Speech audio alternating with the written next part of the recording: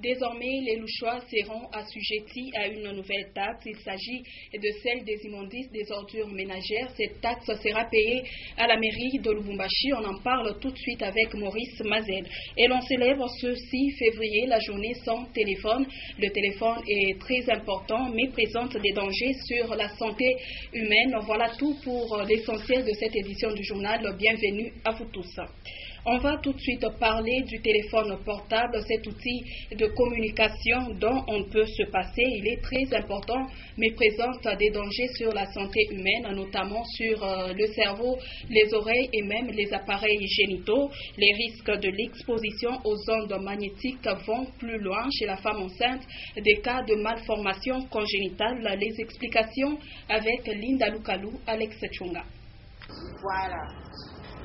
Cette année, l'accent est mis sur les conséquences de l'utilisation prolongée du téléphone et les smartphones, principalement sur la santé et l'environnement.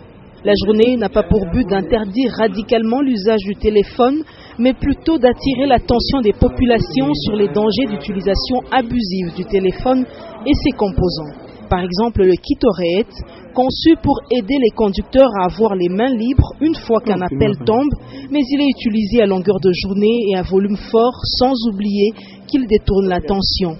Utiliser le téléphone pendant plus de 21 heures peut emmener à l'insomnie. Le téléphone contient des ondes magnétiques qui vieillissent le cerveau et les oreilles. Une étude australienne a conclu que l'utilisation du téléphone portable serait à l'origine de l'augmentation des cas d'autisme de par le monde.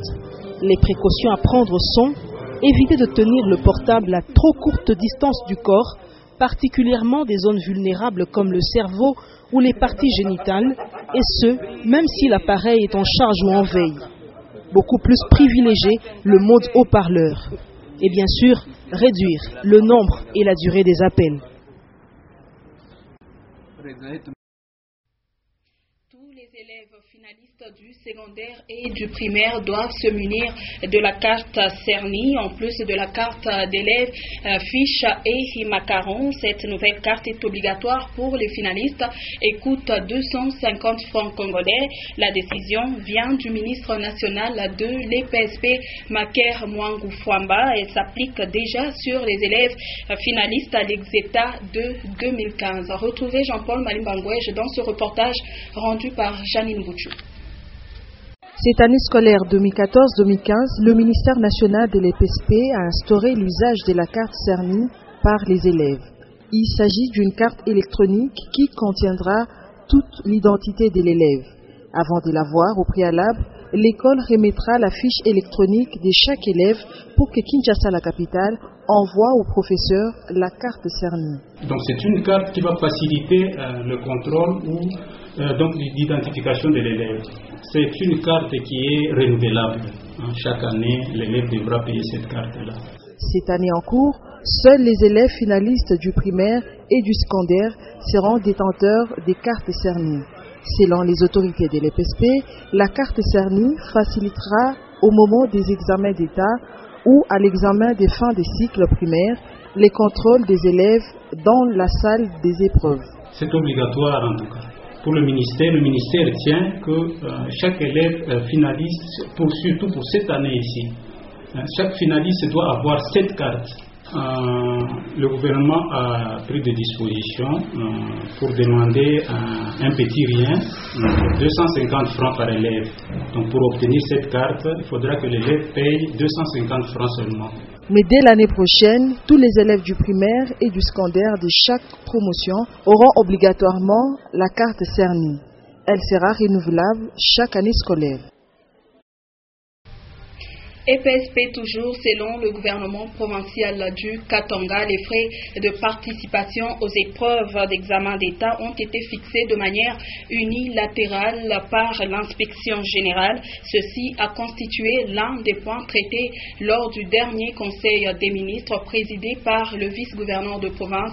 Je vous propose ce reportage signé Edouard Kankouchitenge. Au chapitre de l'enseignement primaire, secondaire et professionnel, l'inspection générale a déjà fixé les frais de participation aux épreuves d'examen d'État édition 2015. Il s'agit de 23 250 francs congolais pour les finalistes, hormis les frais du test d'orientation des deuxièmes secondaires et l'examen national des fins d'études primaires. Mais lors de son récent Conseil des ministres, le gouvernement provincial du Katanga a exprimé son inquiétude par rapport à la fixation unilatérale de ces frais par l'inspection générale. Comme chaque année, le ministre provincial de l'Éducation a présenté au Conseil le projet d'arrêté provincial portant fixation des frais de participation aux différentes épreuves pour les élèves du primaire et du secondaire. Il a rappelé que le niveau de ces frais doit être communiqué à temps aux parents d'élèves pour leur permettre de s'en acquitter aisément et à temps. Après analyse, le Conseil des ministres a entériné la grille tarifaire proposée qui sera publiée par voie d'arrêté provincial. Néanmoins, le Conseil a déploré l'augmentation annuelle de ces différents frais décidée de manière unilatérale par l'inspection générale de l'enseignement, car cette situation préjudicie les parents d'élèves et aggrave la déperdition scolaire. Tout compte fait, le ministère provincial de l'Éducation souhaite que la grille tarifaire de tous les frais soit publiée par voie d'arrêté provincial, de manière à permettre aux parents d'être prudents et de s'acquitter à temps. Je le disais en début de ce journal, la population louchoise sera appelée cette année à payer des nouvelles taxes qu'elle n'avait pas l'habitude de payer à la mairie de Lubumbashi. Parmi les nouvelles taxes figure la taxe des immondices des ordures ménagères. On en parle avec Maurice Mazel. Cette année 2015, la mairie de Lubumbashi va recouvrer environ 19 nouvelles taxes auxquelles les Louchoises et Louchois n'étaient pas habitués à payer à la mairie de Lubumbashi. Aujourd'hui, plusieurs taxes sont reparties clairement par service et bientôt les taux seront fixés après la proposition des services urbains générateurs des recettes. À cette fin, le maire adjoint Clotilde Mutita Kalunda a présidé la réunion au cours de laquelle elle a indiqué que les taxes sur la construction des caveaux, des pompes funèbres et plusieurs autres taxes reconnues à la ville seront dorénavant perçues. Pour les contribuables de la ville de Lubumbashi, d'une manière ou d'une autre, tous nous sommes contribuables. Donc nous voulons demander à notre population de s'y mettre, de reconnaître et d'asseoir cette culture de la taxe.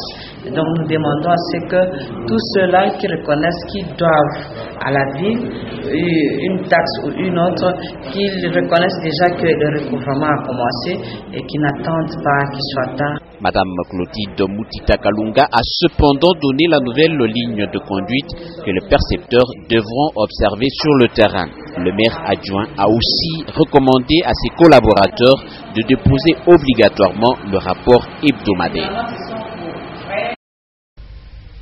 Et désormais, tout conducteur œuvrant dans le transport en commun à Lubumbashi doit intégrer une association. Cette décision vient de la mairie à travers la coordination des parkings, ce qui soulève une problématique étant donné que l'adhésion dans une association est facultative ou libre. Suivez ce reportage. Il y a plusieurs années que le secteur des transports en République démocratique du Congo s'est vu doter des associations. Une initiative que l'on a trouvée normale, eu égard à la constitution du pays, qui donne droit à tous ou à un groupe d'individus de se mettre en association pour œuvrer dans n'importe quel secteur de la vie. Pour le transport en commun, la ville de Lubumbashi compte deux grandes associations de chauffeurs. Il s'agit de la SECO et de la MUC. Les objectifs de ces associations sont, entre autres, encadrer les chauffeurs, leur inculquer la morale, le savoir-vivre et surtout les assister en cas de problème. Chaque membre est tenu à verser sa cotisation pour le fonctionnement de l'association. Il est de notoriété publique que l'adhésion dans une association est libre ou facultative. Mais le coordonnateur des parkings à Lubumbashi souligne que tout chauffeur doit intégrer l'association. Il n'y aura donc pas de chauffeurs indépendants.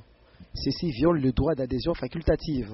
Les informations en notre possession renseignent que cette décision vient de la mairie et cela pour limiter les désordres non seulement dans différents parkings, mais aussi et surtout dans les secteurs de transport à Lubumbashi.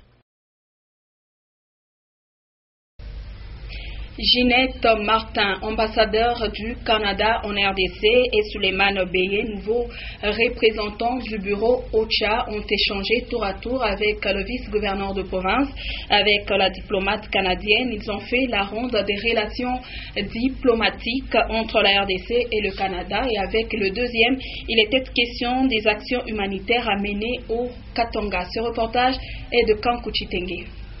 Échanger sur les relations diplomatiques et économiques entre la RDC et le Canada, qui sont au beau fixe, et surtout d'importants investissements engagés par les firmes canadiennes au Katanga dans le secteur minier, c'est l'essentiel de l'entretien du vice-gouverneur de province avec l'ambassadeur du Canada en RDC. Gilbert Poilievre-Tchibal était entouré de quelques membres du gouvernement provincial, dont le ministre près le gouverneur et son collègue de la Grippel. Ginette Martin, à l'issue de l'audience. D'une part, c'est, vous le savez sans doute, une province qui reçoit beaucoup d'investissements canadiens, notamment dans le secteur minier, mais également il y a beaucoup d'entreprises canadiennes qui travaillent ici dans la chaîne d'approvisionnement de ces entreprises. Donc la rencontre avait pour objet un peu de faire un survol de la coopération canadienne en RDC, mais aussi des intérêts canadiens dans la province du Katanga. Quelques instants après, l'autorité provinciale a échangé avec le nouveau représentant du bureau OCHA dans la province du Katanga. Il s'agit de Suleiman Beye. C'était une visite pour présenter les civilités, pour présenter mes civilités. Je viens d'être désigné au poste de chef de sous-bureau de OCHA, du Bureau pour la coordination des affaires humanitaires ici dans la province du Katanga. Alors, OCHA est un organisme des Nations Unies, c'est une organisation du secrétariat des Nations Unies qui s'occupe de coordonner l'action humanitaire. Il a assumé les mêmes fonctions en République centrafricaine. Il vient coordonner les actions humanitaires dans la capitale que préfère. On reste au gouvernorat de province pour vous dire que Valentin Lissa-Somou Bélé, directeur provincial du CEC, était également l'hôte du vice-gouverneur Gilbert Poilievre-Tchibal. Ils ont échangé sur les matières précieuses et semi-précieuses. Je vous propose les comptes rendus dans ce reportage de Stéphane Chissot. Dans le domaine minier, le CEC, c'est l'autorité de la certification. Le CEC a les devoirs de minéraux qui sortent.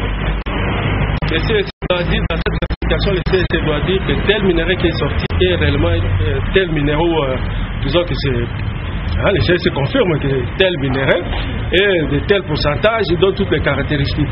S'il faut que le CEC recouvre la part qui revient à l'État, nous le faisons aussi.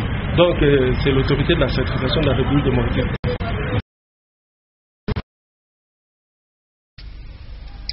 Et de l'autre côté du ministère provincial des Finances, Christian Mondosimba Kabulo s'est entretenu avec le nouveau directeur provincial de la DGRAD, Jean Parfait Tabala, est venu présenter ses civilités au patron des finances en province. Il a déclaré au micro de Edouard Kankou.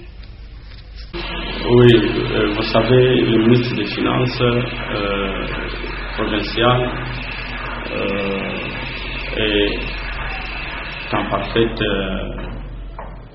est dans notre tutelle. Nous sommes du ministère des Finances. Et donc, il est notre tutelle au niveau de la province, dans la mesure où les recettes administratives, judiciaires, domaniales et des participations ont, avec les services d'assiette qui sont dans la province, des recettes à réaliser et qui ont un impact sur les recettes qui sont rétrocédées à la province, comme le prévoient les lois ainsi que la Constitution elle-même. Et donc la DGRAD, que nous avons la charge de diriger en province, ne peut pas, comme je viens d'arriver pour la diriger, on ne peut pas ne pas passer présenter des civilités et de voir quels sont les rapports à tisser avec les services de la province qui s'en charge des recettes. Je vais parler ici de la DER4. Et tout à fait autre chose dans ce journal, la polyclinique Kitumaini et quelques-uns de ses agents ont reçu ce vendredi 6 février des diplômes de mérite de la part du festival Maendeleo, ceci pour la qualité des soins administrés, la viabilité des bâtiments ainsi que le savoir-faire du personnel de cet hôpital initié par l'honorable Urbain Kisulangoy. Ce reportage est de Léon Magloire Mongamtoile. C'est Madame Georgette Chamala, médecin directeur adjoint de la polyclinique Kitumaini, qui a reçu le diplôme de mérite du festival Maendeleo des mains de Monsieur Mathias Lumbu, coordonnateur national de cette plateforme. Merci beaucoup au Festival Vaindeleo pour la marque de considération que vous avez portée à notre personne. Ici dans la ville de Lubumbashi, nous ne sommes pas la seule polyclinique. Donc vous nous avez choisi parmi tant d'autres. Alors pour cela, nous vous disons sincèrement grand merci au nom de tous mes collaborateurs. Merci beaucoup. Puis, M. Amouribine Moulimbi, le plus jeune dans l'administration de la polyclinique Kitumaini, a également reçu à titre individuel un diplôme de mérite en tant que jeune émergent dans la gestion de la chose publique. Il faut dire que ce n'est pas un fruit d'un travail personnel, c'est beaucoup plus un fruit de l'oreille, comme je le dis. J'écoute beaucoup. Donc ce que j'arrive à faire, c'est le fruit de tous ceux qui me conseillent, tous ceux qui me soutiennent de près ou de loin, avec leurs conseils, qui me disent comment il faut travailler. Et là, je reviens encore sur la personne de mon chef direct, l'honorable Excellence Soulangoy. À son tour, l'administrateur gérant de la polyclinique, M. Didier Chiswaka, a reçu le même type de diplôme. Le tout a été rendu possible grâce à l'honorable Urbain Kisulangoy, promoteur de ce complexe hospitalier, à qui le personnel est allé présenter ses diplômes. Et en international, on retient l'ouverture ce vendredi 6 février en France du Forum économique franco-africain avec comme objectif « Il faut partager la croissance », une rencontre pour faire France et l'Afrique. À cette occasion, le président français François Hollande s'est exprimé. L'Afrique, c'est notre avenir, le continent qui connaît la plus forte croissance ces dernières années, a-t-il déclaré. Ainsi, François Hollande et la chancelière allemande sont attendus à Moscou, en Russie, dans le cadre des négociations pour présenter un nouveau plan de paix pour l'Est de l'Ukraine, où les combats font toujours rage entre l'armée et les séparatistes pro-russes. Et du sport pour terminer, les finalistes de la 30e édition de la Coupe d'Afrique des Nations sont connus. Il s'agit du Ghana qui va affronter la Côte d'Ivoire après avoir battu la Guinée équatoriale par 3-0. Je vous propose ces résumés de la deuxième demi-finale avec MacArthur Kikuni. Les Black Stars du Ghana séissent en finale de la 30e édition de la Coupe d'Afrique des Nations 2015 grâce à leur efficacité offensive face au pays hôte, la Guinée équatoriale. Au cours d'un match très engagé de l'entame, les deux sélections n'ont pas attendu le rang d'observation pour démontrer leur talent et détermination, offrant ainsi aux spectateurs un match en attaque-défense. Mais au fil des minutes, les Ghanéens ont pris de l'ascension et se sont illustrés par plusieurs actions tranchantes, notamment par Apia Wakasu Moubarak, obligeant le portier équato-guinéen en position de libéraux de sortir le grand jeu. À la 41e minute, la défense équato-guinéenne prise à défaut par Christian Atsu, qui trouve dans l'entrée-jeu Apia en pleine surface, qui s'est vu fauché par le portier équato-guinéen. Pénalty logique accordé par Eric Otogo, l'arbitre gabonais. Et Jordan Ayou n'a pas tremblé pour surclasser son vis-à-vis. Ces buts assurent exciter les joueurs équato-guinéens qui ont cédé à l'énervement et dans la foulée, ils ramassent à la 45e minute le deuxième but conclu par Wakasu Moubarak après une action collective. Pied gauche et Wakasu tout en finesse également avec son plat du pied gauche qui contrôle et qui frappe derrière. Mais regardez, sur une touche on se met en position de frapper, c'est ce qu'on disait. Après le citron, le capitaine André Ayou et ses compères cherchaient toujours à en finir avec les Guinéens, multiplient les assauts, mais sur la plupart d'occasions, ils ont été trahis par la maladresse. Et à la 75e minute, sur un caviar de Apia, l'homme orchestre de cette deuxième demi-finale, le Marseillais André Ayou conclut la série des marques pour le Ghana. Difficile de maîtriser le sujet du jour, les joueurs guinéens se passent pour deux champions de protestation sur le terrain, imités par leurs supporters dans le gradin, à la 82e minute. Pendant plus de 30 minutes, le monde entier a vécu une scène de chaos à Malabo. Les supporters ghanéens pris à partie par les équato-guinéens. Entre-temps, le comité d'organisation a pris du temps pour trancher. Après la tempête, la partie a repris, mais c'était à la 90e minute avec 3 bonnes minutes additionnelles qui n'ont rien changé au marquoir. 3-0 au finish et les coéquipiers de Diane Asamoah absents dans le match, affronteront en finale les éléphants de la Côte d'Ivoire. Le rendez-vous est donc pris. Ce samedi 7 février, la République démocratique du Congo joue la petite finale contre la Guinée équatoriale. Sur cette note se referme complètement cette édition du journal. Merci à vous tous de votre fidélité.